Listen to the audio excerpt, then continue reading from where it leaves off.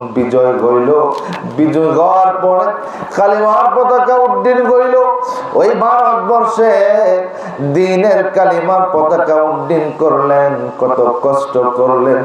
আজকে আমরা বাংলার রেডিমেড মুসলমান হওয়ার কারণে আমরা কষ্ট বুঝি না। আমাদের জন্য বর্তমানে বড় মুসিবত আর মুসিবত, কারণ হলো আসমান থেকে গজব আল্লাহ পাঠাইতেছে, জমিন থেকেও গজব উঠবে। আমরা মুসলমান যদি এখনো সতর্ক না হই, সাবধান না হই, বাঁচার কোনো উপায় থাকবে না, থাকবে না, থাকবে না। জোরে কোন ঠিক না বেঠে? আবার প্রাণের বাইরা, এই কালিমার ক্ষমতা কত, এই কালিমার পাওয়ারটা কত। আমি 18 জুলাইতে যখন ভারতের আসাম থেকে যখন আগরতলা আসার জন্য ত্রিপুরা সুন্দরী এক্সপ্রেসে উঠলাম, এই ত্রিপুরা সুন্দরী এক্সপ্রেস চলতে চলতে চলতে চলতে আসামের একটা জায়গা আছে নিউ হাফলং এলাকা। পুরো এলাকাটাই পাহাড় পর্বতে ঘেরা, পাহাড়ে দিয়ে ঘেরা। রেল লাইনের ভিতরে রেলগাড়িগুলো পাহাড়ের উপর ঘুরতে ঘুরতে উপরে উঠে, আবার নিচে নামে, আবার উঠে, আবার নামে। এমন সময় অন্ধকার হয়ে গেল, মাগরিবের সময় হয়ে গেল। কারণ পাহাড়ি এলাকায় অন্ধকার নামে খুব তাড়াতাড়ি, যেহেতু আলো থাকে না বেশিরভাগ সময়, সূর্য ডুবে যাওয়ার সঙ্গে সঙ্গে অন্ধকার নেমে যায়। ওই নিউ হাফলং স্টেশন থেকে সামনে আগায় গেলাম, একটা জায়গায় ট্রেন থামলো। হঠাৎ করে দেখলাম আল্লাহু আকবার, আজানের ধ্বনি ভেসে আসে, আজানের ধ্বনি ভেসে আসে। আমি জিজ্ঞাসা করলাম আজানের ধ্বনি কোথা থেকে আসে? এই পাহাড়ের ভিতরে মানুষ তো থাকার কথা না, এই পাহাড় জঙ্গলের ভিতরে মানুষের বসবাস তো তেমন নাই, কেমনে গো ওই আজানের ধ্বনি ভেসে আসে? আমাকে ডাক দেয়া বললো, ভাইজান, ওই পাহাড়ের চূড়ায় একজন পাগল আজ থেকে প্রায় 100 বছর আগে আজমির শরীফ থেকে এসেছিল। এই পাগল পাহাড়ের উপরে বসে বসে লা ইলাহা ইল্লাল্লাহ কালিমার জিকির আরম্ভ করে।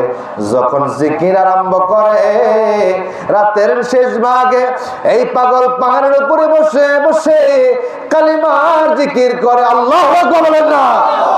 এই কালিমার জিকির আরম্ভ করে, আর পাহাড়গুলি ভূমিকম্পের ন্যায় নড়াচড়া করে। একদিন, 2 দিন, 3 দিন, 4 দিন, মানুষ যখন বুঝতে পারলো পাগল যখন জিকির আরম্ভ করে দেয়, পাহাড় কাঁপা আরম্ভ করে দেয়। একে একে দলে দলে আসতে লাগলো, আর আসতে লাগলো।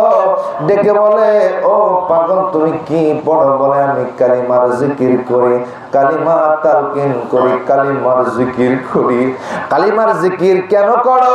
এটা আমার রবের সাথে আমার প্রেমের কানেকশন, এটা আমার মাওলা পাকের সাথে আমার প্রেমের কানেকশন। আল্লাহু আকবার বলেন না? একদিন, 2 দিন, 3 দিন, 4 দিন এইভাবে দেখার পরে এই কালিমার ক্ষমতা দেখে, পাওয়ার দেখে দলে দলে দলে দলে ভারতের আসামের ওই হাফলং এলাকার লামডিং সেকশনের ওই মুসলমানেরা মুসলমান হওয়া আরম্ভ করলো। একে একে একে একে ভারতের এই হুজাই ডিস্ট্রিক্টের 90% মুসলমান ওই পাগলের হাত ধরে কালিমা পড়ে মুসলমান হয়ে গেল। বলুন সুবহানাল্লাহ।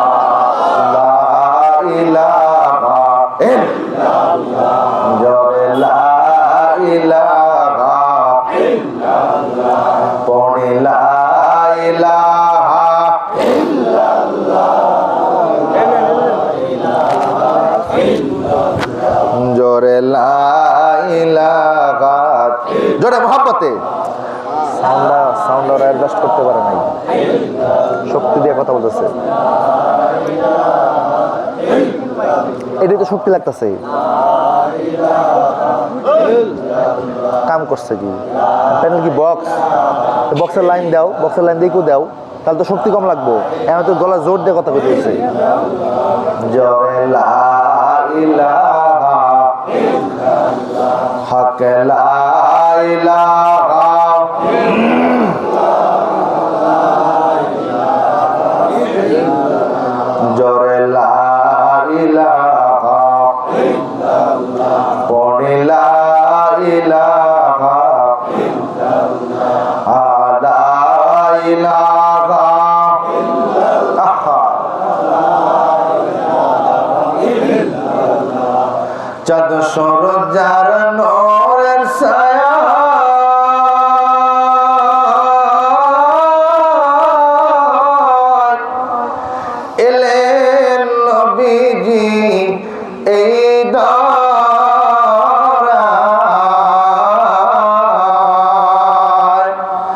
বিমোহিত আকাশ বাতাস, বিমোহিত আকাশ বাতাস, পড়েন কালেমা আশিকান লা ইলাহা।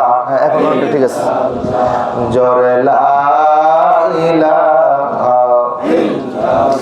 পড়ি লা ইলাহা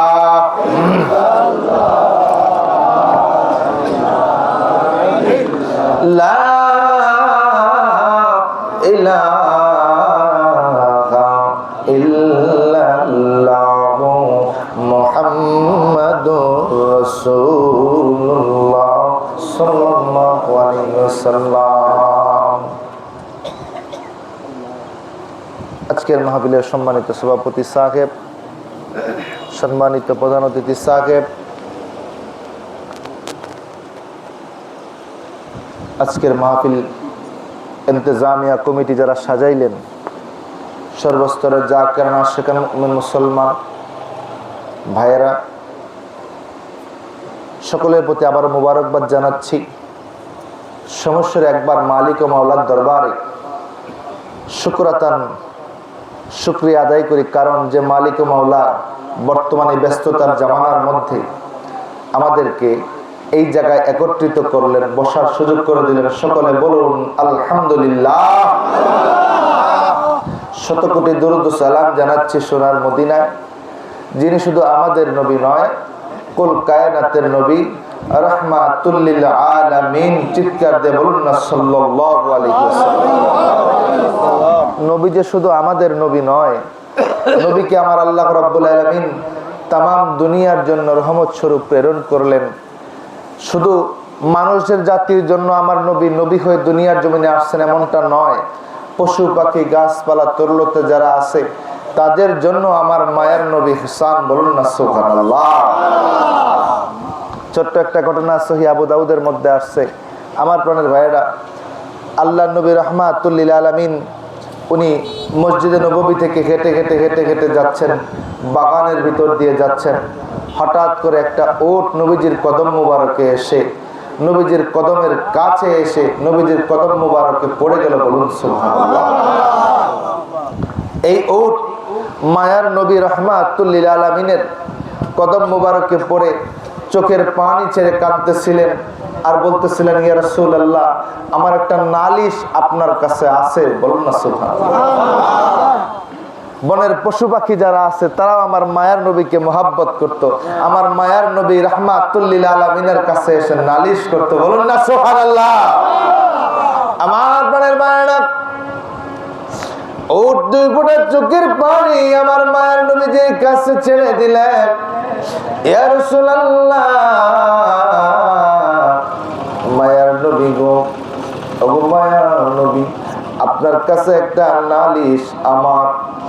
বলো কি তোমার নালিশ, বলো। ইয়া রাসূলুল্লাহ, আমি এই বাগানের মধ্যে সারাটা দিন থাকি, আমি ঘাস খাই, আমি মালিকের বাড়ির কাজ করে দেই, আমি মালিকের বহু মালামাল, ছোট্ট থেকে আমি আমার মালিকের সঙ্গে সঙ্গে থেকেছি। মালিককে কত পিঠে উঠায়া আমি দেশ বিদেশ সফর করেছি, কত মালের বস্তা আমি মালিকের মালামাল আমি উটের পিঠে চড়াইয়া বহন করে এক জায়গা থেকে আর জায়গায় নিয়ে গিয়েছি। ইয়া রাসূলুল্লাহ, আজকে বয়স হয়ে গেছে, বয়সের ভারে আজকে কাজও করতে পারি না, আজকে বয়সের ভারে আমি কাজ করার জন্য সুযোগ পাই না, আমি বয়সের ভারে আজকে নুয়ে গিয়েছি গো ইয়া রাসূলুল্লাহ।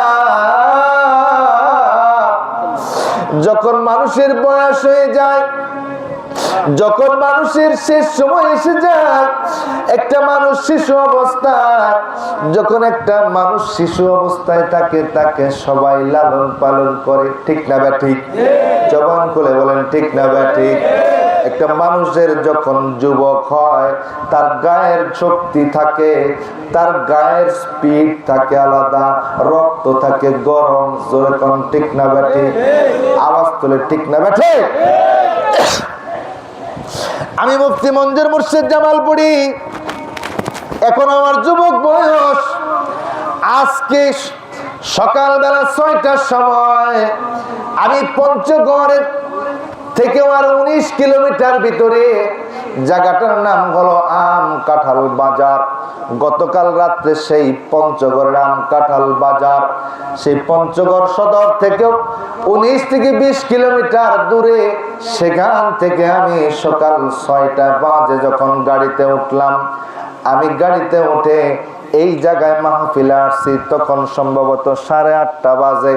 এত লম্বা সফর আমি দেখলাম, প্রায় 500 কিলোমিটার দূর থেকে আপনাদের মাঝে আসছি। যুবক বয়স, কিছুই মনে হইতেছে না। আবার এখান থেকে চলে যাব ঢাকার উদ্দেশ্যে। কিন্তু একটা মানুষ যখন বয়স হয়ে যায়, যখন আর কাজ করার ক্ষমতা থাকে না, যখন আর কোনো কিছুই করার ক্ষমতা থাকে না, এই জন্য আমার আল্লাহ বাজানায় দিতেছে, ও দুনিয়ার মানুষ, তোমাদের যুবক বয়সের ইবাদতটা আমি আল্লাহর বড় পছন্দনীয়, বড় পছন্দনীয়। ঠিক না ঠিক? যুবক বয়সের ইবাদতটা আমি আল্লাহর পছন্দ, যুবক বয়সের ইবাদতটা আমি আল্লাহর বড় মায়া লাগে, যুবক বয়সের ইবাদতটা আমি আল্লাহর কাছে বড় গ্রহণীয়। মানুষের যখন বয়স হয়ে যায়, মানুষের যখন বয়স শেষের দিকে হয়ে যায়, মানুষ এমন হয়ে যায়, বাচ্চাদের মতো হয়ে যায়। নামাজ পড়ে কি পড়ে না মনে থাকে না, রোজা রাখে কি রাখে না মনে থাকে না, ইবাদতের হকগুলি ঠিক মতো আদায় হয় না।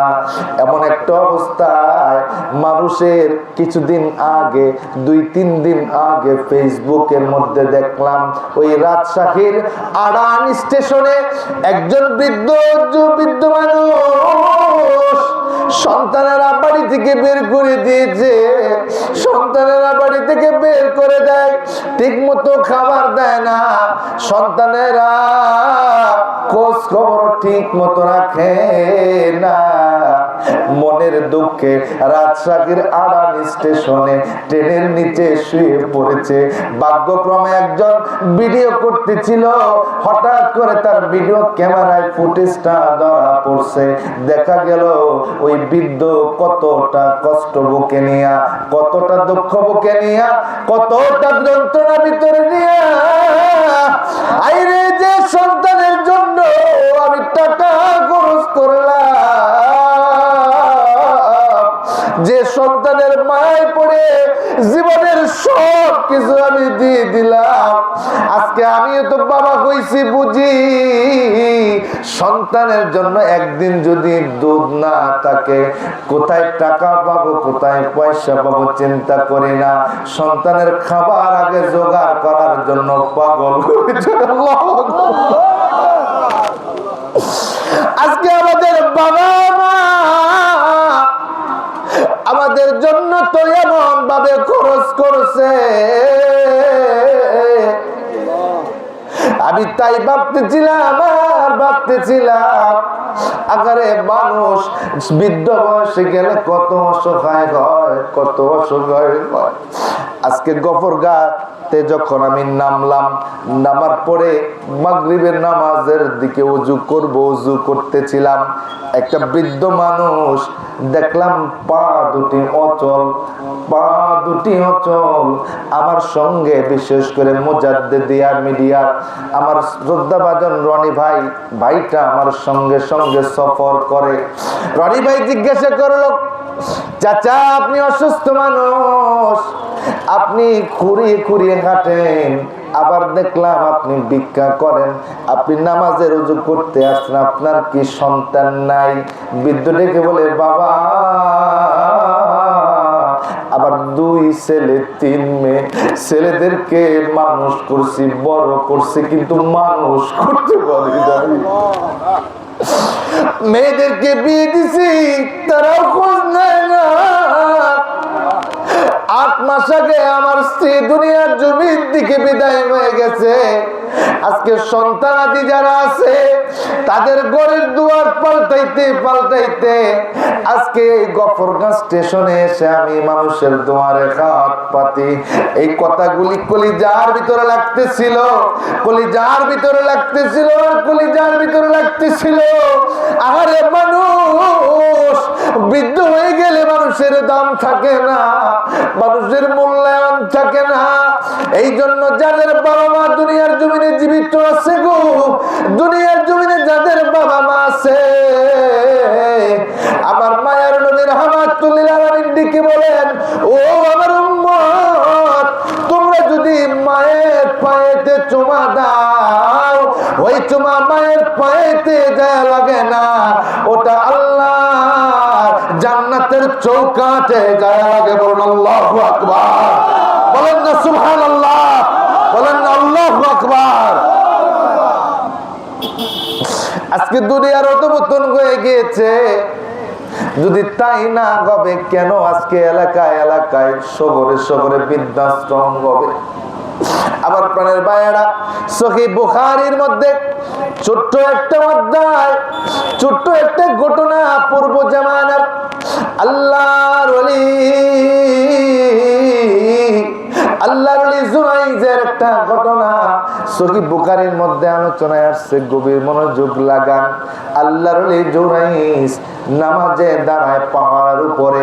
লোকজন এত নামাজিওয়ালা দেখে, এত ইবাদত করনেওয়ালা দেখে, এত নামাজি পরহেজগার দেখে পাহাড়ের উপরে একটা খানকা বানায় দিল, ঘর বানায় দিল, লোকেরা খাবার দিয়ে আসতো।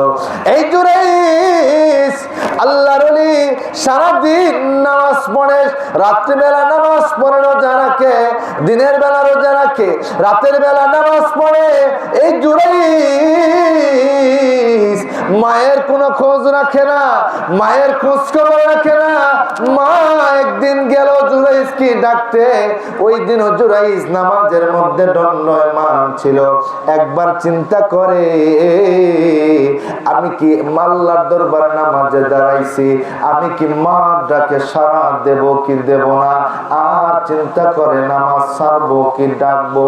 আমার প্রাণের ভাইরা এই চিন্তাগুলি করতেছিল। একটা পর্যায়ে বলল, আল্লাহর দরবারে যেহেতু নামাজে দাঁড়াইছি, মা ডাকে ডাকো, আমি নামাজ ছাড়বো না, নামাজ ছাড়বো না। মা একদিন এসে ঘুরে গেল, দ্বিতীয় দিন আসলো, বাবা জুরাইজ, ও বাবা, আজকে কতটা দিন তুই মাকে দেখতে যাস না, কতটা দিন হয়ে যায় মাকে দেখার জন্য যাস না। তোর কি মায়ের জন্য প্রাণ কাঁদে না? তোর কি মাকে দেখতে মনে চায় না? আমি সন্তান জুরাইজকে দেখার জন্য মা পাহাড় বেয়ে কষ্ট করে করে পাহাড়ের উপরে উঠছি। তোকে গতকাল কেউ ডেকেছি, আজকে আমি মারছি। একটা বার আমি মায়ের ডাকে তুই সাড়া দিলি না। দ্বিতীয় দিনের মতো জুরাইজের মা চলে গেল। তৃতীয় দিন আবার আসলো, আবার ডেকে বলে, জুরাইজ, আমি মা আসছি, তোকে একটা নজর দেখার জন্য দেখে চলে যাব। সেই দিনও জুরাইজ নামাজরত অবস্থায় ছিল। তৃতীয় দিন মার মনে গুসা হয়ে গেল, মা অভিশাপ দিয়ে বসলো, আল্লাহ, আমি 3 দিন বৃদ্ধ মানুষ পাহাড়ের উপরে এসে এসে আমার সন্তান জুরাইজকে ডাকি, আমার সন্তান জুরাইজ আমার ডাকে সাড়া দিল না। তুমি তারে জেনাকারী অপবাদ না দেওয়াইয়া মরণ তারে দিও না। দোয়া করতে দেরি হইছে, বলতে দেরি হইছে, আল্লাহর দরবারে কবুল হইতে দেরি হয় না। আল্লাহু আকবার। মার বদদুয়া জবান থেকে বের হতে দেরি হইছে, মার দোয়া আল্লাহর দরবারে কবুল করতে দেরি হয় নাই। জুরাইজ নামাজ পড়ে দিনের বেলা রোজা রাখে। হঠাৎ করে ওই পাহাড়ের নিচে এক রাখাল বালক, ওই রাখাল বালক সে মেষ চড়ায়, দুম্বা চড়ায়, দুম্বা চড়ায়। ওই এলাকার একটা মহিলার সাথে রাখালের সম্পর্ক হয়ে অবৈধ জেনায় লিপ্ত হয়ে গেল। জেনার কারণে গর্ভে সন্তান এসে গেল। রাখাল ডেকে বলে, আমি গোলাম, তুমি স্বাধীন মহিলা, তুমি যদি এখন বলো আমি সন্তানের পিতা, সমাজ মেনে নেবে না। একটা কাজ করো, ডেকে বলো ওই যে খানকার ভিতরে, ওই ঘরের ভিতরে আল্লাহর ওলি জুরাইজ নামাজ পড়ে, ওর কথা যদি বলো তুমিও বেঁচে যাবা, আমিও বেঁচে যাব। মহিলা সমাজে প্রকাশ করে দিল, ওই জুরাইজ যাকে আল্লাহর ওলি বলো, নামাজ পড়ে, রোজা রাখে, ওই সন্তানের পিতা, আমার সন্তানের পিতা। এমন একটা অবস্থা হয়ে গেল, লোকজন জুরাইজের ঘর আক্রমণ করলো, মারপিট আরম্ভ করলো। কারণটা হলো জেনাকারীর অপবাদ কপালে জুটে গেছে, মার দোয়া কবুল হয়ে গেছে, মার দোয়া ফিরে আসে নাই, মার দোয়া ফিরে আসবে না। এই জেনাকারীর অপবাদ দিয়া জুরাইজ যুবকদের হাতে মার খাইলো। এই জন্য প্রাণের বাইরে আমার বৃদ্ধ বয়স যাদের মা বাবা আছে গো, একটা বার চিন্তা করে দেখবেন, মা বাবার কদম মোবারক থেকে যদি দোয়া নেওয়া যায়, আমার আল্লাহ রাব্বুল আলামিন বলেন দুনিয়ার সব দোয়া ফিরে যেতে পারে, বাবা মার দোয়া ফিরে যাবে না। বলুন সুবহানাল্লাহ। এই জন্য প্রাণের বাইরে আমার বৃদ্ধ বয়সটা বড় মারাত্মক, বৃদ্ধ বয়সটা বড় মারাত্মক। মানুষ মূল্যায়ন করতে চায় না, ওই বয়সের মানুষদেরকে সম্মান করবেন। আজকে যারা যুবক আছি, কালকে তারা বৃদ্ধ হবে, ঠিক না বেঠে? আমার মনের বাইরে আলোচনা লম্বা হয়ে যাইতেছে, আলোচনায় ফিরে আসতেছি। উঠে ডেকে বলে, ইয়া রাসূলুল্লাহ, আমি সারা জীবন আমি মালিকের মালামাল বয়ে বেরিয়েছি, মালিকের মালামাল বইছি, আমি মালিকের কাজ কর্ম করে দিছি। আজকে বৃদ্ধ হয়ে গেছি গো, আজকে বোঝা টানতে পারি না, মালামাল টানতে পারি না। এই আমার মালিক নিয়ত করেছে ছেলের ওয়ালিমা করার জন্য, যেটাকে আমরা বৌভাত বলি, বৌভাত করার জন্য আমাকে জবে দিবে। ওর দিকে বলে, ইয়া রাসূলুল্লাহ, আমাকে মালিক জবে দিবে, আমার কোনো আপত্তি নাই, আমার কোনো জবাব নাই, আমার কোনো কথা নাই। তবে আমার একটা কথা, আপনি প্রতিদিন যখন এই মসজিদ নববী থেকে আপনি নামাজ আদায় করে যখন আপনি হুজরা মুবারকের দিকে আসেন, আমি ওই বাগান থেকে আমি চেয়ে আপনার নূরানি চেহারা মুবারক দেখি, আপনার নূরানি চেহারা মুবারক দেখি গো ইয়া রাসূলুল্লাহ। আমাকে জবে যদি দেয়, আমি আমার মনে কোনো দুঃখ নাই, একটাই দুঃখ, আমি আপনি নবীকে আর দেখতে পাবো না। কারণ আপনি যেমন মানুষের জন্য নবী, আমরা পশু পাখি গাছপালা তরুলতা, আমাদের জন্য তো আপনি নবী রাহমাতাল লিল আলামিন। বলুন সুবহানাল্লাহ, বলেন না ইয়া রাসূলুল্লাহ। ওরে বনের যত পশু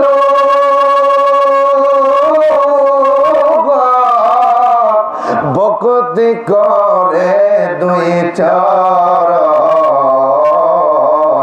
বনের যত পশু ভক্তি করে দুই চরণ, মেঘমালা ছায়া দিত গায় নবীজি, কোন সাধনে পাইব তোমার। ডাকতেন না ইয়া রাসূলুল্লাহ, বলেন না ইয়া রাসূলুল্লাহ। আবার প্রাণের বাইরা মেঘমালা আবার মায়ার নবীজির জন্য ছায়া হয়ে যাইতো, চাচা আবু তালেবের সঙ্গে করে ওই সিরিয়ার জমিনে ব্যবসা করার জন্য আমার মায়ার নবীজি ছোট্ট বাচ্চারা দেখবেন যখন বাবা বাজার দিকে যায়, যখন বাজার দিকে যায়, মুরব্বীরা যায়, ঘরের বাহিরে যখন যায় তখন করে কি বাচ্চারা ছোটদেরকে, ছোটরা যারা আছে, বাচ্চারা যারা আছে তারা পিছে পিছে যাওয়ার জন্য কান্না করে, ঠিক না বা ঠিক? যারা পিছে পিছে যাওয়ার জন্য কান্না করে, বাবা তোমার সাথে যাব, দাদা তোমার সাথে যাব, নানা ভাই আমার সাথে নিয়ে যাও, বলে কি বলে না? জবান খুলে বলে কি বলে না? আমার প্রাণের ভাইয়েরা, চাচা আবু তালেব ব্যবসা করার জন্য যাবে গো, আমার মায়ার নবীজির সঙ্গে যাবে। আমার মায়ার নবীজি পিছু ছাড়ে না, একটা পর্যায়ে নিলেন। আমার মায়ার নবী রাহমাতুল লিল আলামিন ওই মরুভূমির ভিতর দিয়ে হেঁটে হেঁটে যাইতেছেন। দেখলেন কাফেলার দল, দেখলো কাফেলার দল দেখে রে আমার মায়ার নবী উটের পিছনে চড়ে চড়ে যায়। প্রচন্ড সূর্যের তাপে, খরা, প্রচন্ড সূর্যের তাপ মরুভূমির ভিতরে আমার মায়ার নবীজি রাহমাতুল লিল আলামিনের মাথার উপরে মেঘমালা ছায়া দিতে দিতে যায়। বলুন সুবহানাল্লাহ। এর বনের যত পশু ভক্তি করে দুই চরণ, বনের যত ওরে ভক্তি করে দুই চরণ, মেঘমালা ছায়া দিত গায়। নবীজি কোন সাধনে পাইব তোমায়, আমি কোন সাধনে পাইব তোমায়, নবীজি কোন সাধনে পাইব তোমার। চিৎকার দিয়ে বলেন না ইয়া রাসূলুল্লাহ। আমার মায়ের নবীরে যারা পাইছে, আমার মায়ের নবীকে যারা একটাবার দেখছে, ঘুমের ঘরে একটাবার যারা দেখছে, আমার আল্লাহ রাব্বুল আলামিন বন্ধুরে যারা স্বপ্নে দেখাইছে, আমার আল্লাহ রাব্বুল আলামিনের দয়ার বদলতে, আমার মায়ের নবীজির দয়ার বদলতে যে একটাবার মায়ের নবীজিকে স্বপ্নে দেখছে, আমার মায়ের নবীজি বলেন মান রুআনি ফিল মানামি রাআল হক, যে আমাকে দেখলো সে আমাকে সত্য সত্যই দেখলো, আর যে আমাকে দেখলো ওয়াজিবাত লাহু শাফাআতি, আমি নবীর জন্য ওয়াজিব হয়ে যায় আমার ওই উম্মতটাকে শাফাআত করে জান্নাতের দিকে নিয়ে যাওয়া। বলেন না সুবহানাল্লাহ, বলেন না আল্লাহু আকবার। দুই হাত তুলে দেখাই দেন না ইয়া রাসূলুল্লাহ। আমরা এই পাগলা বাজারের রকম, আমরা আপনার আশিক, আমরা একটাবার ঘুমের ঘরে আমাদেরকে দেখা দিয়া ধন্য করবেন গো ইয়া রাসূলুল্লাহ, ধন্য করবেন গো ইয়া রাসূলুল্লাহ। সালাতু সালাম জানাই, দরুদ সালাম জানাই আপনার উপরে নবী গো, আমরা গুনাহগারে। বলেন সালাতু সালাম জানাই, দরুদ সালাম জানাই আপনার উপরে নবী গো, আমরা গুনাহগার।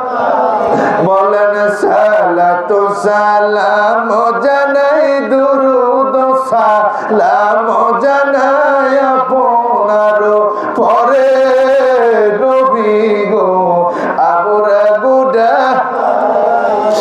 নবী আপনি আল্লাহর বন্ধু,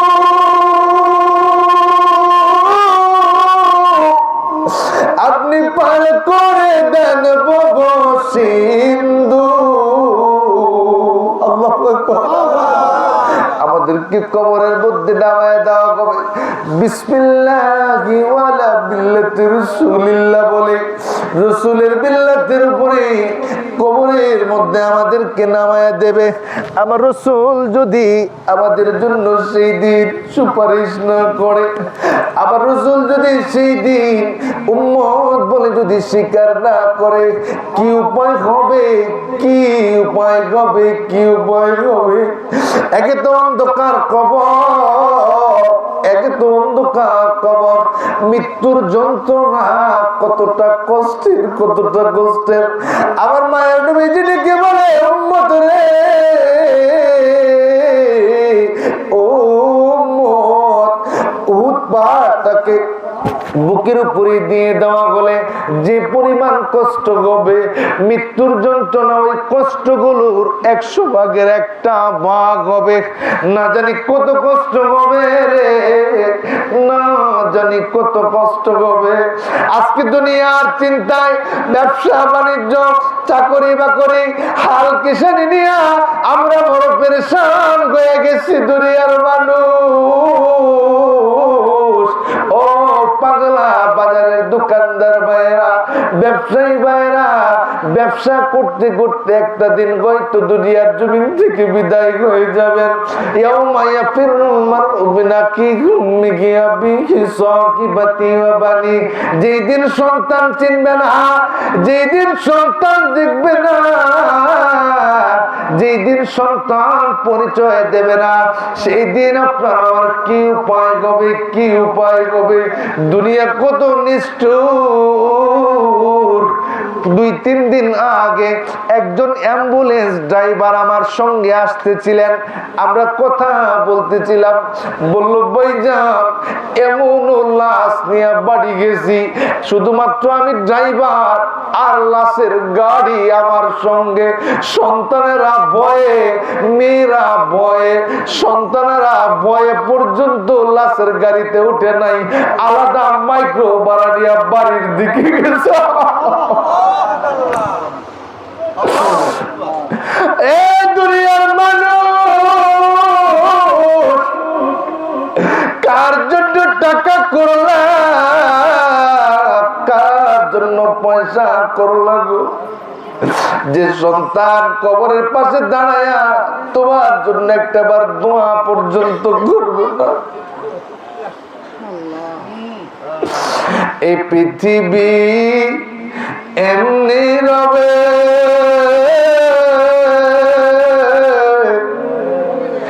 সুন্দর পৃথিবী ছেড়ে একদিন চলে যেতে হবে। এই পৃথিবী এমনি রবে, সুন্দর পৃথিবী একদিন ছেড়ে চলে যেতে হবে। আমার প্রাণের ভাইয়েরা, গভীরভাবে খেয়াল করেন, কিছুদিন আগে আমার একজন আত্মীয় দুনিয়ার জমিন থেকে বিদায় হয়ে গেল। রাত্রি 11টায় জানাজা হয়ে গেল। রাতের বেলা কবরস্থানে কবরস্থ করা হবে। বাজারের ভিতরে এরকম সাদা লাইট দেওয়া গেল, লাইটের আলোয় কবরটা ঝকঝক করে পরিষ্কার দেখা যায়। কবরের মধ্যে নামায় দিও, আমি ঠিক এইভাবে দাঁড়ায় দাঁড়ায় দেখতেছিলাম আর ভাবতেছিলাম, আমি মুফতি মঞ্জুর মুর্শেদ জামাল বুড়ি, আমি দুনিয়ার জমিন থেকে বিদায় যদি রাতের বেলা হই, আগামীকাল জোহরের পরে আর আমার দুনিয়ার জমিনের মধ্যে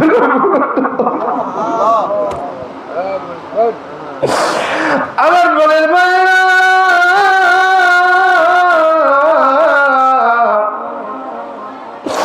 কবরের মধ্যে নামায় দেওয়ার পরে একে একে একে একে বাঁশের চাটাইগুলি দেয় আর অন্ধকার বেড়ে যায়। একটা করে বাঁশের চাটাই দেয় আর অন্ধকার বেড়ে যায়। একটা করে বাঁশের চাটাই দেয় আর অন্ধকার বেড়ে যায়। বাঁশের চাটার পরে উপরে যখন দাড়িটা দিয়ে দিল, কবরের দিকে তাকাইলে বুঝবেন এরপরে আজকে বলি দিয়ে গেলাম সবাই অন্তরের চক্ষু দিয়া, এরপরে যখন কাউকে কবরস্থ করবেন অন্তরের চক্ষু দিয়ে দেখবেন কবরটা কত অন্ধকার অন্ধকার অন্ধকার। ওই অন্ধকার কবরে আমরা কত কাল থাকবো। এই জন্য প্রাণের বাইরে আমার যারা আলেম ওলামা আমরা আছি, আমরা বারবার বারবার সতর্ক করে দিয়ে যাই, আপনারা কোনদিন নামাজকে খেলা করবেন না, কোনদিন রোজাকে খেলা করবেন না, কোনদিন ছোট ছোট আমল।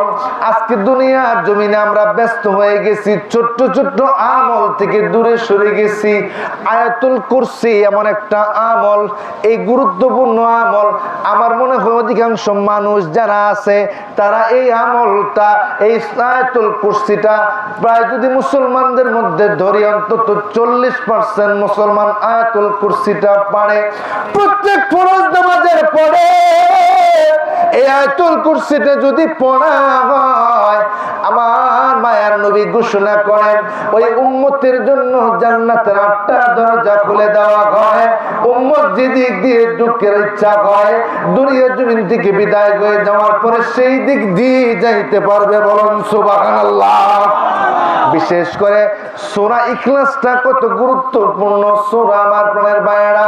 3 বার পড়ার সঙ্গে সঙ্গে এক কোরআন খতম সম পরিমাণ সওয়াব আমাদের আমল নামায় দিয়ে দেওয়া হয়। আপনার ভাইয়েরা এই জন্যই আমার আগের বক্তা আমার ভাই সাইফুল ইসলাম সাহেব বায়াতের উপরে গুরুত্ব দিয়ে গেলেন, বারবার বায়াতের কথা বললেন, পীর ও মুর্শিদের কথা বললেন, তরিকতের মধ্যে যাওয়ার কথা বললেন। এই যে আমার পীর ও মুর্শিদ যিনি ছিলেন তিনি খাজা ফরিদপুরি কুদ্দুসা সিরুল আজিজ সাহেব, উনি মাগরিবের নামাজের পরে ফজরের নামাজের পরে একটা আমল দিলেন, বাবা তোমরা ফজরের নামাজের পরে ফাতিহা শরীফটা পড়বা। ফাতিহা শরীফটা কি? ফাতিহা শরীফটা হলো 7 বার তওবা করা, 3 বার সূরা ফাতিহা পড়া, 10 বার সূরা ইখলাস পড়া, 11 বার দুরূদ শরীফ পড়া। চিৎকার দিয়ে বলা যাবে কি মারহাবা। আমার পরে ভাইরা এই ফাতিহা শরীফ আল্লাহর ওলি পড়ার জন্য আমাদেরকে উৎসাহ দিলেন, আমাদের উপর হুকুম দিলেন, যারা আমার সাথে বায়াত গ্রহণ করলা, যারা আমার সাথে মুরিদ গলা, তোমরা ফজরের নামাজের পরে আর মাগরিবের নামাজের পরে এই ফাতিহা শরীফটা পড়বা। জিজ্ঞেস করলো হুজুর, ও হুজুর কেন ফাতিহা শরীফ পড়ব, এটা কি ফাতিহা শরীফ? হুজুর ডেকে বললেন 7 বার তওবা করলা জীবনের গুনাহ খাতাকে maaf চাওয়ার জন্য, 3 বার সূরা ফাতিহা পড়বা। 3 বার সূরা ফাতিহা, 2 বার সূরা ফাতিহা পড়লে আল্লাহ এক কোরআন সম পরিমাণ সওয়াব, খতম দেওয়ার সম পরিমাণ সওয়াব আমল নামায় দিয়ে দেয়। বলুন সুবহানাল্লাহ। 3 বার তোমরা 3 কি 9 বার তোমরা সূরা ইখলাস পড়বা, 3 কোরআন খতম সম পরিমাণ সওয়াব হবে। আর যেহেতু দুনিয়ার কোন আমল আল্লাহর দরবারে গ্রান্টেড হয় না যতক্ষণ পর্যন্ত তুমি মাবুদ মাওলার আমলগুলোকে পরিশুদ্ধ করার জন্য, মাবুদ মাওলার কাছে ইবাদতগুলিকে পাঠানোর জন্য তোমরা যতক্ষণ না মায়ের নবীজির শানে দুরূদ শরীফ না পড়বা ততক্ষণ পর্যন্ত কি হবে? ওই আসমান জমিনের মধ্যে আমলগুলো ঝুলন্ত থাকবে। এই জন্য 11 বার দুরূদ শরীফ পড়বা। হুজুর দিকে বলে আমার মুরিদানের আরগো, তোমরা যদি ফজরের নামাজের পরে আর মাগরিবের নামাজের পরে এই ফাতিহা শরীফটা পড়ো, মানুষ দুটো সময় মারা যায়, হয় সে দিনের বেলা মারা যাবে আর না হয় সে রাতের বেলা মারা যাবে। সকালের শুরু হলো ফজরের পরে আর রাতের শুরু হলো মাগরিবের নামাজের পরে। এই 2টা নামাজের পরে যদি পাক কালাম ফাতিহা শরীফ পড়ো, জীবনের জিন্দেগিতে আর যদি কোনো আমল নাও থাকে, আমল যদি নাও থাকে থাকে অন্তত 3 কোরআন 4 কোরআন খতম সম পরিমাণ সওয়াব নিয়ে কবর দেশে যাইতে পারবা। বলুন সুবহানাল্লাহ। এই প্রাণের বাইরে আমার তরিকায়ে কাদরিয়া, চিশতিয়া, নকশবন্দিয়া, মুজাদ্দিদিয়া, আশরাফিয়া, সাবিরিয়া, ওয়াইসিয়া, কদমিয়া, উন্নসিয়া সহ যত তরিকতের মাশায়েখ কেরাম রয়েছে, যত আল্লাহর ওয়ালি রয়েছে, শায়েখ রয়েছে, মাশায়েখ রয়েছে, হক্কানি আলেম উলামা রয়েছে, তিনারা এক একটা তালকিন দেন, এক একটা সবক দেন, এক একটা রোগের অবস্থা বুঝে ডাক্তার যেমনি ভাবে ট্রিটমেন্ট প্রদান করেন, এক একটা রোগের জন্য এক একটা চিকিৎসা প্রদান করেন, ঠিক তেমনি ভাবে আল্লাহর মাহবুব বান্দা যারা হন ওরা কি করে? হাদিসে পাকের মধ্যে আমার মায়ার নবী ঘোষণা করেন, ইত্তাকু ফিরাসাতাল মুমিন, ওই মুমিনের নজরকে ভয় করো, ফাইন্নাহু কেননা ইয়ানজুরু বিনুরিল্লাহ, তারা আল্লাহ প্রদত্ত নূর দ্বারা দেখে। বলুন সুবহানাল্লাহ। লা ইলাহা ইল্লাল্লাহ, জোরে লা ইলাহা ইল্লাল্লাহ, জোরে লা ইলাহা ইল্লাল্লাহ।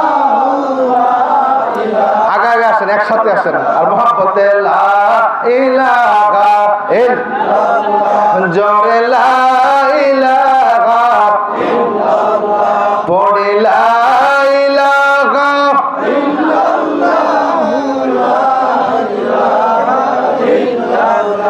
ভাইজান বহু দূরে মদিনায় আমরা কেমনে যাব জানি, ভাইজান বহু দূরে আমরা কেমনে যাব জানি, ও গো দয়া কর দয়াল আল্লাহ, পোড়াও মনের বাসনা,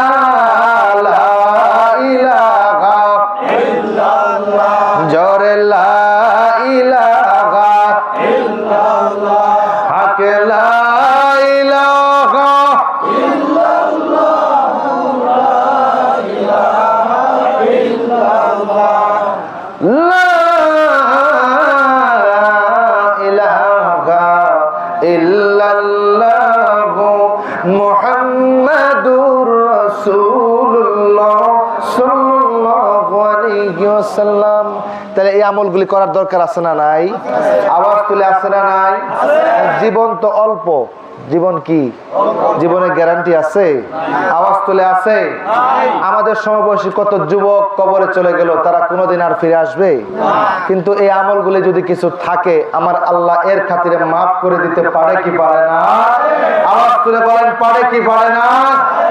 যখন পরীক্ষার খাতায় যখন ছাত্ররা প্রশ্ন উত্তর লিখে, যারা টিচার আছেন, যারা শিক্ষক আছেন, পরীক্ষার খাতায় ধরেন ছাত্ররা প্রশ্নের উত্তর লিখছে, 1 নং প্রশ্নের উত্তর লেখে কি লেখে না? 2 নং প্রশ্নের উত্তর, 3 নং প্রশ্নের উত্তর, 4, 5 এইভাবে লিখে। আমার মনের ভাইরা, ধরেন 10টা প্রশ্ন আসছে, ছাত্ররা অনেকে 5টা উত্তর দিছে আর উত্তর দেয়ই নাই। আবার এমন হয়েছে যে কিছু কিছু ছাত্র কম লিখছে। কি লিখছে? কম লিখছে, কিন্তু প্রশ্নের উত্তর 10টাই দিছে। এখন নাম্বার 2, 3, 4 করে যোগ করে দেখা গেল নাম্বার পাইছে 30। তখন মাস্টার সাহেব চিন্তা করে যে আর কোথাও একটু সুযোগ থাকলে 2-1টা নাম্বার বাড়ায় দিয়া পাস করাই দিলে ছেলেটার জীবনটা পরিবর্তন হয়ে যাবে। যেরকম ঠিক না ঠিক? আওয়াজ তোলা ঠিক না ঠিক? তাইলে তখন মাস্টার সাহেব খাতা উল্টায় উল্টায় দেখার চেষ্টা করে যে কার এই পরীক্ষার প্রশ্নের মধ্যে কোন জায়গায় আরেকটু নাম্বার বসায় দিয়ে কোন রকম পাস করায় দেওয়া যায়। ঠিক তেমনি ভাবে আমাদের জীবনের আমল নামায়, আমাদের আমল নামায় যদি কিছু আমল যদি থাকে আর কিছু আমল আমার মায়ার নবী রহমাতুল লিল আলামিনের ওসিলা দিয়া, আমার মায়ার নবী রহমাতুল লিল আলামিন উনি রহমতের ভান্ডার, আমার আল্লাহ রাব্বুল আলামিন কিয়ামতের ময়দানে ওনাকে অসংখ্য ক্ষমতা প্রদান করবেন, মাকামে মাহমুদ ওয়ালা বানাবেন। উনি আরেকটু গোতা দিয়া যদি আমাদেরকে পার করায় দিতে পারে কি পারে না? আমার আপনার গভীর মনোযোগ লাগান, দিলে কানটা লাগান। রাহমাতুল লিল আলামিন দয়ার নবী উনি মসজিদ নববীর ভিতরে দাঁড়ায়া দাঁড়ায়া যোহরের নামাজের আগে উনি বয়ান করতেছিলেন, জাহান্নামের ভয়াবহতার কথা বয়ান করতেছিলেন। আপনাদের বাইরে আমার একে একে বয়ান করতেছিলেন। আল্লাহর নবী সাহাবীরা জর্জর জর্জর করে কান্না করতেছিলেন। যোহরের নামাজ শেষ হয়ে গেল। বিশেষ করে খাদেমুর রাসূল হযরত আনাস রাদিয়াল্লাহু তাআলা আনহু আবার মায়ার নবীজির কাছে গেলেন। একদম কেলেচে তাকে গুরুত্বপূর্ণ আলোচনা। আবার মায়ার নবী ডেকে বলে, আনাস কেন চোখের পানি ফেলে কান্না করো? ইয়া রাসূলুল্লাহ, ইয়া হাবিবাল্লাহ, নবী গো, এই কিয়ামতের কঠিন ময়দানে, হাসরের ময়দান কায়েম হয়ে যাবে, কত কঠিন অবস্থা হবে। আপনি কথাগুলি বললেন কত কঠিন হবে। ইয়া রাসূলুল্লাহ, ওই কিয়ামতের কঠিন ময়দানে আপনি রাসূলকে আমরা কোথায় খুঁজে পাবো? কোথায় পাবো? কোথায় পাবো গো ইয়া রাসূলুল্লাহ? আবার মায়ের নবীজি ডেকে বলে, আনাস রে, আমি নবীকে তোমরা তিন জায়গায় খুঁজবা। এক নম্বরে খুঁজবা তোমরা মিজানের পাল্লায়, দুই নম্বরে তোমরা আমারে পাইবা জাহান্নামের দরজায়, ও তিন নম্বরে পাইবা ফুলসিরাতের গাটলায়, মতান্তরে তোমরা আমারে পাইবা হাউজে কাউসারের সামনে। আবার প্রাণের বাইরা আনাস ডেকে বলে, ইয়া রাসূলুল্লাহ, মিজানের পাল্লার সামনে আপনি কি করবেন গো ইয়া রাসূলুল্লাহ? আনাসের প্রশ্নের জবাবে আমার মায়ের নবীজি ডেকে বলে, আমি উম্মতের আমলনামাগুলি নিজে চেয়ে চেয়ে চেয়ে চেয়ে দেখব। সুবহানাল্লাহ। আবার বলে বাইরা আবার নবী ডেকে বলে, আনাস রে, আমি দেখব আমার উম্মতের আমলনামা কেমন।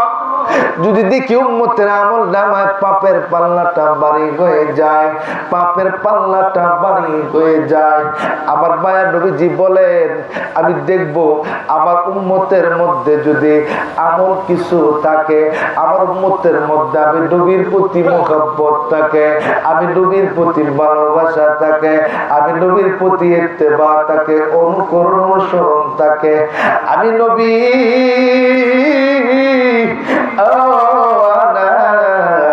আমি মিজানের পাল্লা যদি পাপের পাল্লায় বাড়ি হয়ে যায়, আমি নবী আবার শাহাদাত আঙ্গুলি দিয়া আমি মিজানের পাল্লায় নেকির পাল্লা বাড়ি করায়া উম্মতের জান্নাতে পৌঁছায়া দেব। সুবহানাল্লাহ।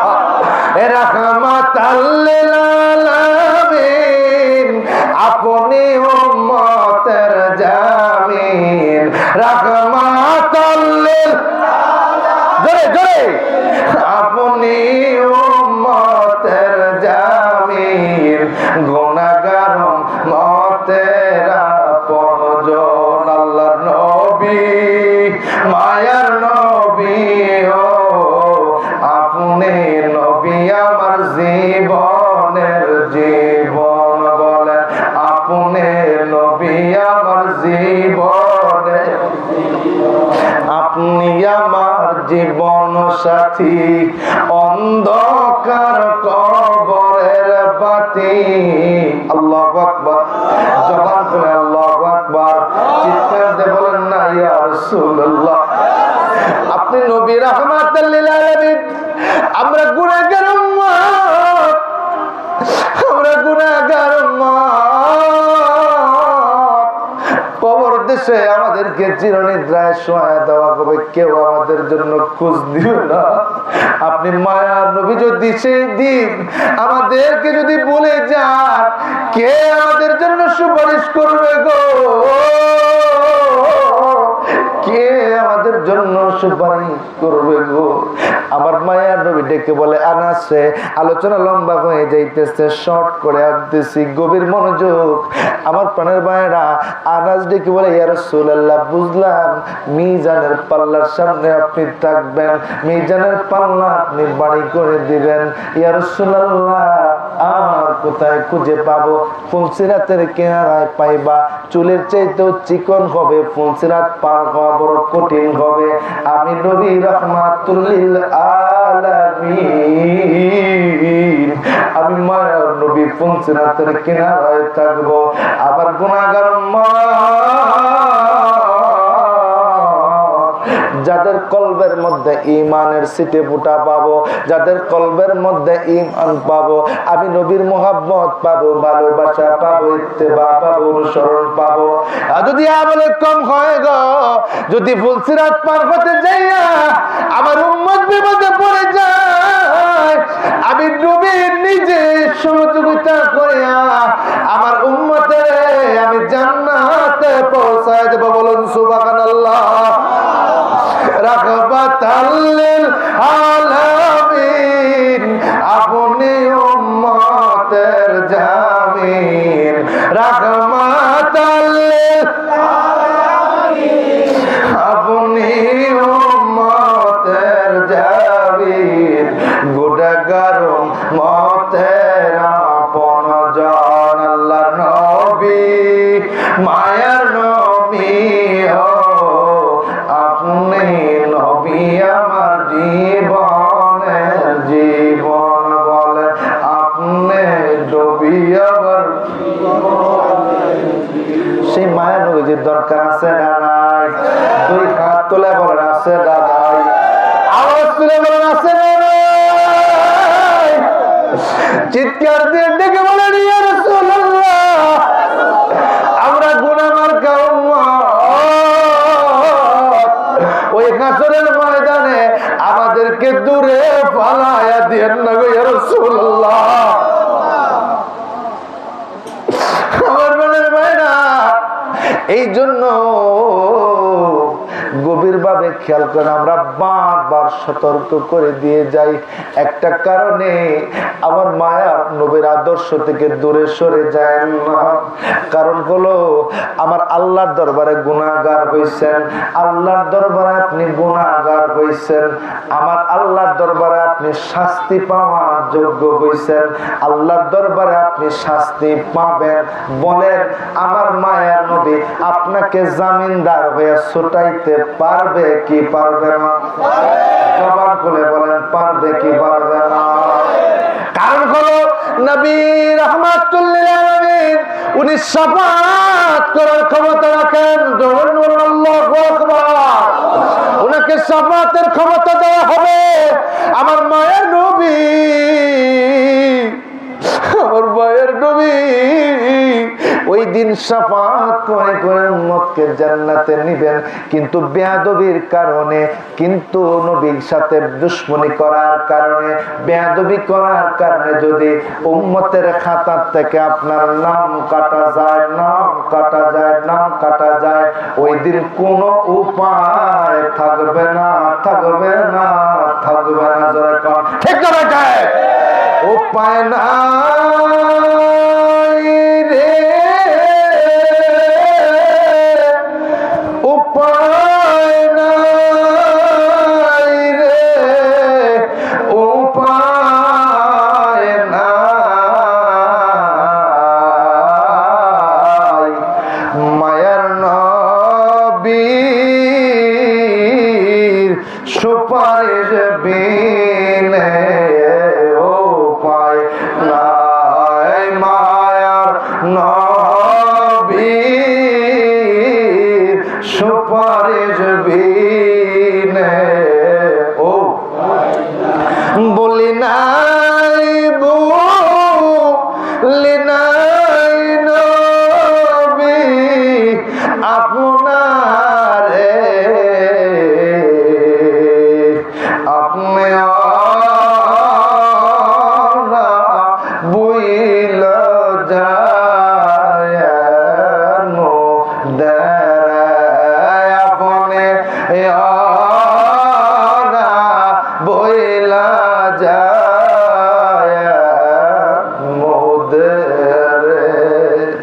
শিক্ষাগুলি আমার প্রাণের ভাইয়েরা আল্লাহর ওলিরা দিয়ে গেলেন। আমার পীর ও মুর্শিদ খাজা ফরিদপুরি এই শিক্ষাটাই সারা জীবন দিয়ে গেছেন। বিশ্ব জাকের মঞ্জিলে এই শিক্ষাগুলি দেওয়া হয়। আমার মায়ের নবীজির আদর্শে আদর্শবান হও, আমার মায়ের নবীজির আদর্শের আদর্শবান হও, আমার মায়ের নবীজির মুহাব্বত নিয়া আমার মায়ের নবীজির প্রেম অন্তরে ধারণ করো। কারণ আমার মায়ের নবীজির প্রেম যদি অন্তরে ধারণ করো, ঈমান পয়দা হবে, ঈমান হলে আমল হবে, আমল হলেই ঈমানে আমলে আল্লাহর জান্নাত হবে। জোরে বলুন সুবহানাল্লাহ। এর বাহিরে আল্লাহর ওলিরা শিক্ষা দেয় না।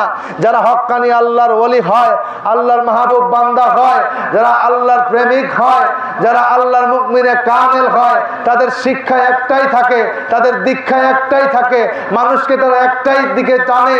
ও দুনিয়ার মানুষ, তোমরা আল্লাহমুখী হও, আল্লাহ রসুলমুখী হও।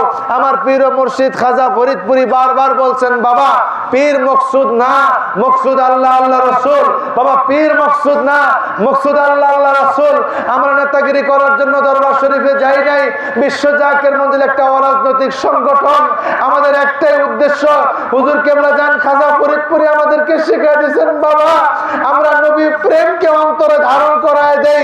যে নবী প্রেম অন্তরে ধারণ করে, নবীর মায়া নিয়ে চোখের পানি আসবে। রাতের শেষ ভাগে, নিশির শেষ ভাগে আল্লাহর সাথে বান্দার সম্পর্ক স্থাপন হবে। নিশির শেষ ভাগে বান্দার সাথে আমার মায়ের নবীজির কানেকশন তৈরি হবে। যারা বলেন সুবহানাল্লাহ। এই জন্য তিনি রাহমাতুল লিল আলামিন, ইয়া আল্লাহ ইয়া রহমান ইয়া রহিম বলে ডাকাইছে। একটু মুহাব্বতের আল্লাহকে ডাক দেন না, ইয়া আল্লাহ গো, ইয়া রহমান,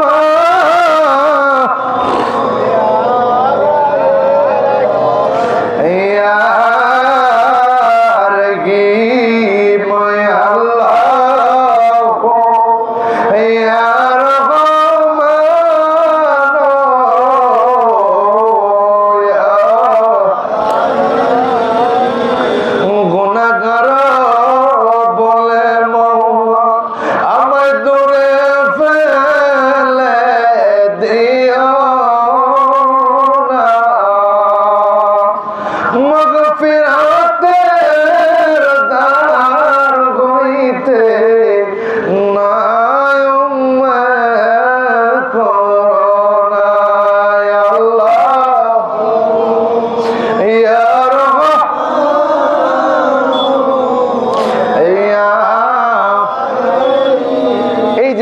আল্লাহর সাথে বান্দার সম্পর্ক স্থাপনের একটা লাইন। এটা আমার মায়ার নবী রাহমাতুল লিল আলামিনের সাথে সম্পর্ক স্থাপনের একটা লাইন। এই জন্য মুহাব্বতে ইয়া রাহমাতাল লিল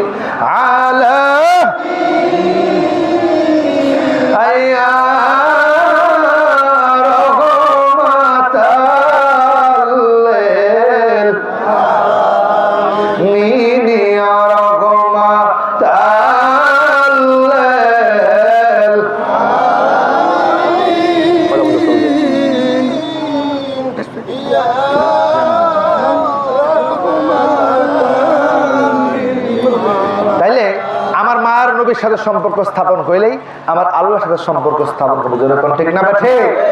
এটা চেষ্টা করতে হবে। দুনিয়াদারি নিয়ে খেয়াল যদি সারা জীবন করে যাই, অন্তত কিছু আমল তো আমাদের জন্য দুনিয়াতে করে নিয়ে যাইতে হবে। অল্প কিছু আমল যদি আমাদের থাকে, সহি আমল যদি থাকে, আমার আল্লাহ রাব্বুল আলামিন এর খাতির আমাদেরকে মাফ করে দিতে পারে কি পারে না? আওয়াজ তুলে পারে কি পারে না? কিন্তু আমাদের আমল নামায়, জিন্দেগির আমল নামায় কিছুই নাই। তাহলে কোথায় নাম্বারটুকু দিবে, কোথায় আমাদেরকে ছাড় দেওয়ার চেষ্টা করবে? ঠিক না বা ঠিক? এই জন্য প্রাণের ভাইরারে আমার, টিচাররা যেমন নাম্বার বাড়ায়া কমায়া দিয়া ছাত্রকে পাশ করায়া দেয়, ঠিক তেমনি ভাবে আমার মায়ার নবী উম্মতের আমল নামা যদি কিছু না থাকে, তাহলে কি কর? বর্তমান জামানা মানুষ তো এত গাফেল হয়ে গেছে, মসজিদগুলি পাকা হয়ে গেছে, এমন কোন মসজিদ নাই গ্রামগঞ্জ থেকে শুরু করে কোথাও এমন নাই যে মসজিদগুলোতে এসি হয় নাই। ঠিক না ঠিক? আগে গ্রামের মসজিদগুলো দেখছি মাটির ঘর, কিন্তু মুসল্লি জায়গা দিতে পারে নাই, বারান্দায় বারান্দায় বারান্দায় চট বিছাই দিছে। ঠিক না ঠিক?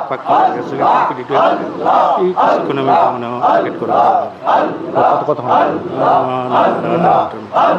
টিকিট আধা ঘন্টা আল্লাহ আল্লাহ আল্লাহ আল্লাহ আল্লাহ আল্লাহ আল্লাহ আল্লাহ আল্লাহ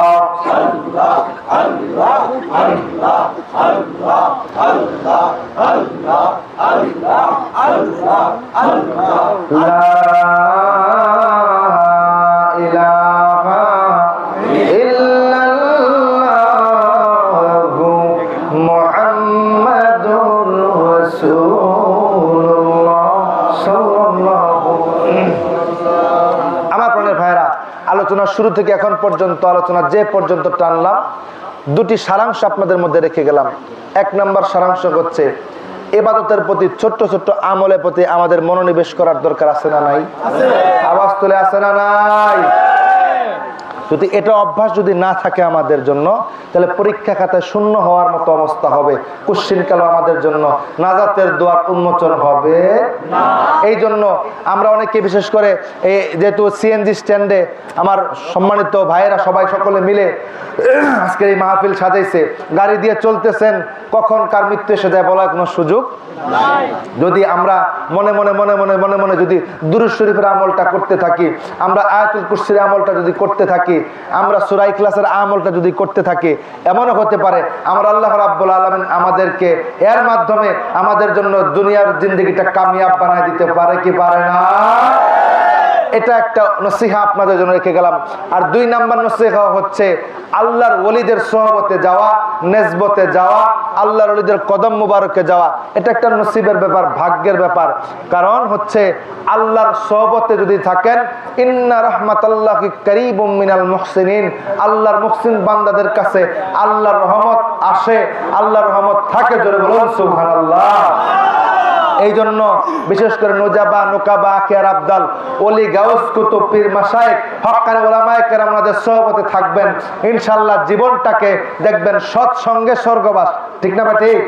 সৎসঙ্গে। আমার মায়া নবীজি বলেন, যাদের সাথে তুমি চলাফেরা করেছো দুনিয়ার জমিনে, তাদের সাথে তুমি হাসরের ময়দানে উঠবা। যদি সৎসঙ্গ, আলেম ওলামা, হক্কানি উলামায়ে কেরাম, পীর, মাশায়েখ, ওনাদের সাথে যদি নেসবত থাকে, সম্পর্ক থাকে, ওনাদের সঙ্গে যদি আমরা যাইতে পারি, আল্লাহ রাব্বুল আলামিন আমাদের জন্য একটা সুব্যবস্থা করে দিবেন। যেরকম সুবহানাল্লাহ। কোরআনুল কারীমের একটা আয়াত তেলাওয়াত করেছিলাম, বিশেষ করে সূরা মুলুকের একটা আয়াত তেলাওয়াত করেছিলাম, আল্লাযী খালাকাল মাউতা ওয়াল হায়াতা লিয়াবলুয়াকুম আইয়ুকুম আহসানু আমালা। আল্লাহ বলতেছে, আমি হায়াত বানাইছি, আমি মউত বানাইছি, কে তোমরা ভালো আমল করো, কে খারাপ আমল করো, আমি আল্লাহ তাআলা এটা দেখবো। বলুন না সুবহানাল্লাহ। আজকে কত মানুষ আছে কোটি কোটি টাকার মালিক, কত মানুষ আছে লক্ষ লক্ষ টাকার মালিক, কিন্তু এই জান্নাতের বাগান সাজাইতে পারে।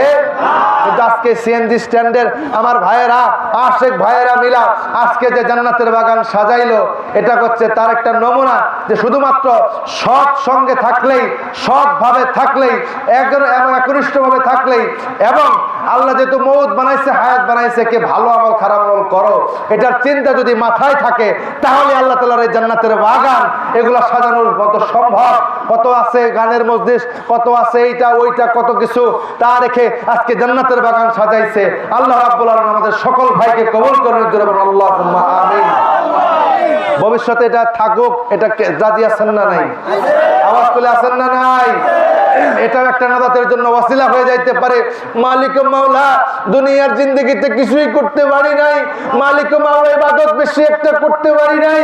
ও মাওলা, আমাদের সৎ ইনকামের টাকা দিয়া, হালাল ইনকামের টাকা দিয়া, রোদে পুরে বৃষ্টিতে ভিজে গাড়ি চালাইছি, এই ইনকামের টাকা দিয়া তোমার নবীর শানের আলোচনা শোনাইছি দুনিয়ার মানুষরে, আল্লাহ আল্লাহ জিকিরের মজলিসে বসার ব্যবস্থা করে দিছি। তুমি মাওলা রাব্বুল আলামিন এই জান্নাতের বাগান সাজানোর ব্যবস্থা করে দিছি। এর খাতিরে আমাদেরকে আজকে খালি হাতে ফিরাইয়া দিও না। আজকে আসরের ময়দানে তুমি পার করায়া দাও, মাফ করায়া দাও। এই ওসিলায় আমার আল্লাহ তাআলা আমাদেরকে, আপনাদেরকে দুনিয়ার জমিনের মধ্যে বালা মুসিবত থেকে আখিরাতের ময়দানে, হাসরের ময়দানে আমাদেরকে নাজাত দিতে পারে। বলুন সুবহানাল্লাহ। তাহলে এটা দরকার আছে না নাই? আওয়াজ তুলে আছে না নাই? আল্লাহ তাআলা কবুল করুন, সকলে বলুন আল্লাহুম্মা আমিন। মাশাআল্লাহ মাশাআল্লাহ মাশাআল্লাহ, সকলে বলি আলহামদুলিল্লাহ। আল্লাহ তাআলা সকলকে কবুল করুন, সকলে বলুন আল্লাহুম্মা আমিন। এই নসিহত দুটো রেখে গেলাম, গাড়ি চলন্ত অবস্থায় থাকবে, আপনারা মনে মনে সকলে আয়াতুল কুরসি পারেন, বিশেষ করে সূরা ইখলাস পারেন। সূরা ইখলাস পারেন এমন কোনো মানুষ খুঁজে পাওয়া যাবে না। দুরূদ শরীফ পারেন, আপনার ছোট্ট ছোট্ট আমল সুবহানাল্লাহ ওয়ালহামদুলিল্লাহ ওয়ালা ইলাহা ইল্লাল্লাহ আল্লাহু আকবার, এই জিকিরটা করতে পারেন। লা ইলাহা ইল্লাল্লাহ জিকির করতে পারেন। বিশেষ করে তরিকা নকশবন্দিয়া, মুজাদ্দিদিয়া, আশরাফিয়া, সাবিরিয়া, ওয়াইসিয়া, কদমিয়া, কাদরিয়া, চিশতিয়া যত তরিকা রয়েছে সবচাইতে বিশেষ করে শাহ ওলিউল্লাহ মুহাদ্দিস দেহলভী ওনার মধ্যে লিখতেছেন ইসমে জাতের জিকির দ্বারা কলবটাকে নুরানি করা যায় খুব তাড়াতাড়ি। আপনারা গাড়ি চালাচ্ছেন, আপনারা বসে বসে বসে বসে মনে মনে আল্লাহ আল্লাহ আল্লাহ আল্লাহ জিকিরে মশগুল থাকতে পারেন। এই হালতে যদি দুনিয়ার জমিন থেকে বিদায় হয়ে যান, আমার বিশ্বাস আল্লাহ রাব্বুল আলামিন আমাদেরকে আপনাদেরকে ফিরিয়ে দিবেন না, আমাদেরকে একটা রাস্তা পথ বের করে জান্নাতের মধ্যে ঢুকায় দিবেন। বলুন সুবহানাল্লাহ। ইনশাআল্লাহ আল্লাহ তাআলা কবুল করুন, সকলে বলুন আল্লাহুম্মা আমিন। এই পর্যন্ত রাখলাম, ইনশাআল্লাহ আবার যদি কোনোদিন আসার সুযোগ হয় মনের মতো করে আলোচনা শোনাবো। আল্লাহ তাআলা সকলকে কবুল করুক এবং সকলকে ভালো রাখুক, সুস্থ রাখুক। আমরা এখন মুহাব্বতে মায়ের নবীজিকে দাঁড়িয়ে একটু সালাম জানাবো। ফেরেশতারা মদিনা মুনাওয়ারায় এই সালাম পৌঁছায়া দেবে। মুহাব্বতে একটু সালাম জানাই, ইয়া নবী